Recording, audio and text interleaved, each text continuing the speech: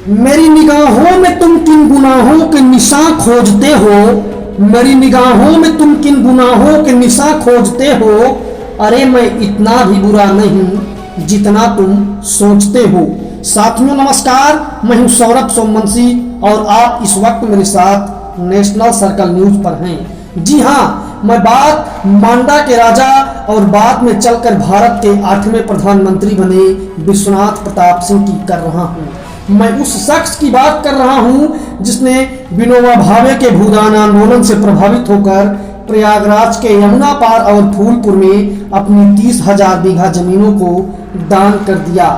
बात मैं उस शख्स की कर रहा हूं जिसको एक दौर में हिंदुस्तान का प्रधानमंत्री बनाने के लिए जब देश के तमाम पॉलिटिकल लीडर खोजने के लिए गए, तब उसने प्रधानमंत्री के पद को ठुकराकर ज्योति बसु के पक्ष में अपनी राय दी और अपनी कार में बैठकर दिल्ली के रिंग रोड पर तब तक घूमता रहा जब तक नेता का चुनाव नहीं हो गया।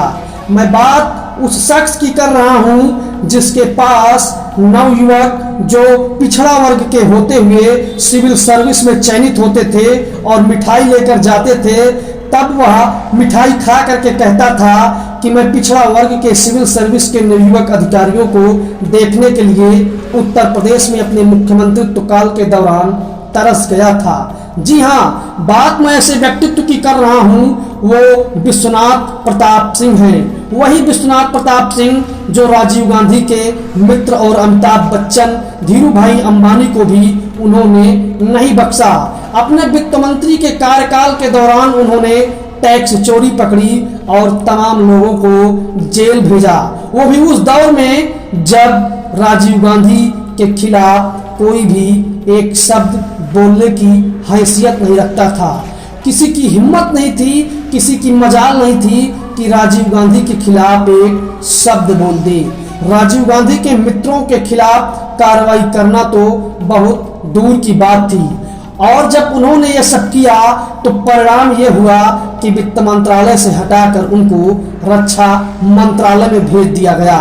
लेकिन व्यक्तित्व जैसा होता है वैसा ही होता है, वह अपने आप को चाह करके भी नहीं बदल पाता। वित्त मंत्रालय से जब रक्षा मंत्री विश्वनाथ प्रताप सिंह बनाए गए, तब उन्होंने एक घोटाले का खुलासा किया। उनको पता चला कि स्वीडन से जिन 410 तोपों का सौदा हुआ है उसमें कुल 64 करोड़ का कमीशन खाया गया है। और बाद में ऐसा हो गया कि विश्वनाथ प्रताप सिंह को सरकार से और कांग्रेस पार्टी से भी निकाल दिया गया। जी हाँ, बात मैं उसी विश्वनाथ प्रताप सिंह की कर रहा हूं जिनको जब आरक्षण की चर्चा होती है तो खलनायक के तौर पर बहुत सारे लोगों के द्वारा पेश किया जाता है और याद किया जाता है। उनको भारत में मंडल कमीशन की सिफारिशों को लागू करने वाला खलनायक बताया जाता है। निश्चित दौर में उस रूप में विश्वनाथ प्रताप सिंह के उस फैसले से बहुत सारे छात्रों ने आत्मदाह कर लिया और एक बड़ी खाई समाज में पैदा हो गई।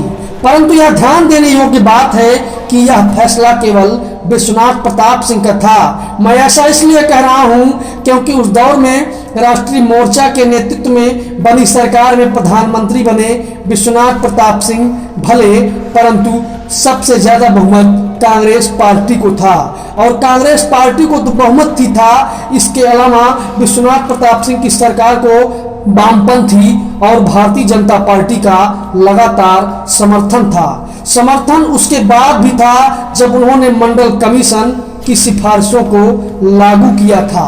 जी हाँ, परंतु भारतीय जनता पार्टी सहित तमाम सारे नेता और इनके समर्थक विश्वनाथ प्रताप सिंह को खलनायक के रूप में याद करते रहे हैं। शायद उनको इसलिए खलनायक बनाया गया क्योंकि उनके द्वारा किए गए कार्यों को नजरअंदाज किया जा सके।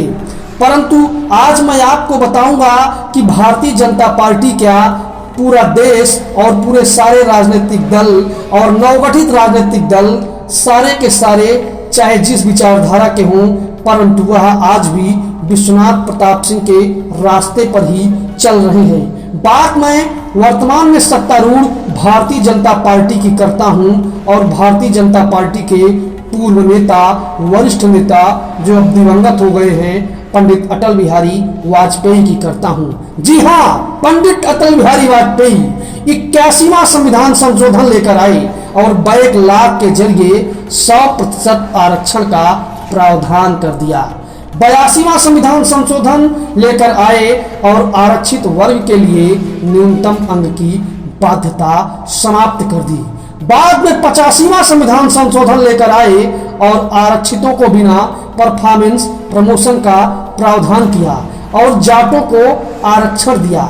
ये बात हुई भारतीय जनता पार्टी के पूर्व नेता पंडित अटल बिहारी वाजपेयी की। अब हम बात करेंगे वर्तमान दौर में हिंदुस्तान के सबसे बड़े नेता और तथाकथित पूरे विश्व के सबसे बड़े राजनीतिक दल भारतीय जनता पार्टी के नेता और हिंदुस्तान के मजबूत प्रधानमंत्री कहे जाने वाले नरेंद्र मोदी की। नरेंद्र मोदी ने भी देश में SC/ST एक्ट में संशोधन किया और संशोधन इस कदर किया कि सुप्रीम कोर्ट ने जिस चीज को मानवाधिकार का उल्लंघन बताया था उसको भी उन्होंने पलट दिया और SC/ST एक्ट में संशोधन कर बिना जांच FIR के तत्काल बाद गिरफ्तारी का प्रावधान कर दिया, जिसका पूरे देश में भयंकर विरोध हुआ और मध्य प्रदेश में भारतीय जनता पार्टी को अपनी सरकार तक गंवानी पड़ी और लोगों को दोबारा विश्वनाथ प्रताप सिंह के मंडल कमीशन की याद आ गई। परंतु नरेंद्र मोदी अपने फैसले को बदल ना पाए और बाद में नरेंद्र मोदी की सरकार के द्वारा सवर्णों को 10% का आरक्षण दिया गया।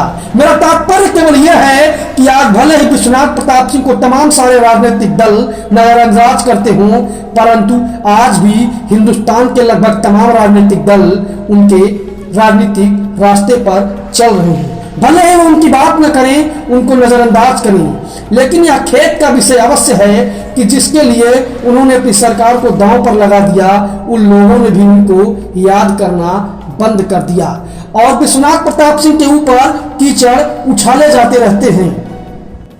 विश्वनाथ प्रताप सिंह ने जो कुछ भी किया उसके बाद लोगों ने उसी रास्ते पर चलते हुए बहुत कुछ किया। यदि हम विश्वनाथ प्रताप सिंह को खाई पैदा करने वाला कहें तो उनके आगे की सरकारों ने उस खाई को चौड़ा करने का काम किया। इस दृष्टि को जब हम याद करते हैं तो हमें विश्वनाथ प्रताप सिंह की एक शायरी याद आती है कि कौन नहीं करता साहब व्हाइट से ब्लैक, कुछ करते हैं हिसाब से और कुछ करते हैं हिजाब से।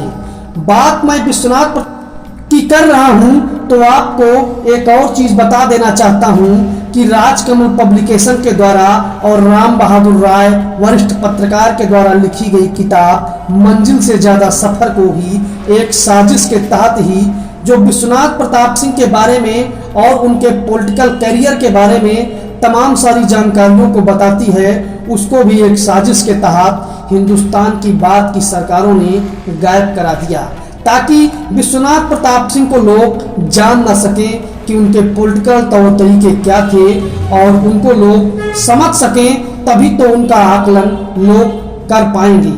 और उनके साथ तो हिंदुस्तान में तो अन्याय हुआ ही, लेकिन साथ ही साथ ईश्वर का ही यह उनके साथ एक तरह का अन्याय ही था कि जब वह मृत्यु के कगार पर थे उसी समय 26 नवंबर 2008 को पूरे हिंदुस्तान का मीडिया मुंबई हमले को कवर कर रहा था और उनको एक पूर्व प्रधानमंत्री की तरह से चैनल कवर न कर सके।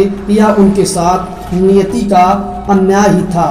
वर्तमान दौर में हिंदुस्तान की सियासत में तमाम सारे राजनीतिक दल उनके ही रास्ते पर चल रहे हैं और 2 दिन पहले यह पता चला है कि मुख्यमंत्री योगी आदित्यनाथ ने भी उनको याद किया है। न सिर्फ याद किया है बल्कि उनकी जयंती पर शुभकामना का सोशल मीडिया पर पोस्ट भी किया है। यह कहा जा सकता है कि अब भारतीय जनता पार्टी जैसे तमाम राजनीतिक दल धीरे धीरे उनको याद करने लगे हैं।